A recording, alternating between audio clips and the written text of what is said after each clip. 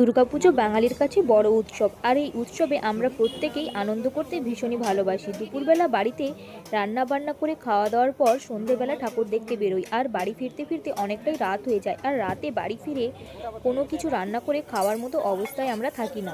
তাই পুজো দেখে যখন বাড়ি ফিরছিলাম রাত তখন অনেকটা হয়ে গিয়েছে। একটা রেস্টুরেন্ট থেকে কিছু খাবার দাবার বাড়ির জন্য আমরা পার্সেল করিয়ে নিচ্ছি, কারণ এখানে বসে খেতে আর ভালো লাগছিল না। অনেকটা লাইন দিয়ে হেঁটে হেঁটে আমরা ঠাকুর দেখেছি, তাই খাবারগুলো বাড়িতে নিয়ে গিয়ে আরাম করে খাবো।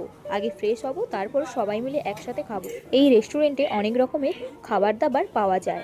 আগেও আমরা এই রেস্টুরেন্ট থেকে খাবার দাবার নিয়েছি, বেশ ভালো খেতে।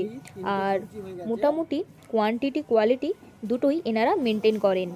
তোমরা এই পুজোতে বাড়িতে রান্না বান্না করে খাওয়া দাওয়া করেছো, নাকি বাইরে ঠাকুর দেখতে বেরিয়ে খাওয়া দাওয়া বেশি করেছো? অবশ্যই কমেন্টে জানিও। আমরা দিনের বেলায় বাড়িতেই খেতাম, আর রাতের বেলা বাইরে থেকে খাবার কিনে এনেই খেতাম, কারণ খাওয়া দাওয়ার পরে একটা লম্বা ঘুম দরকার।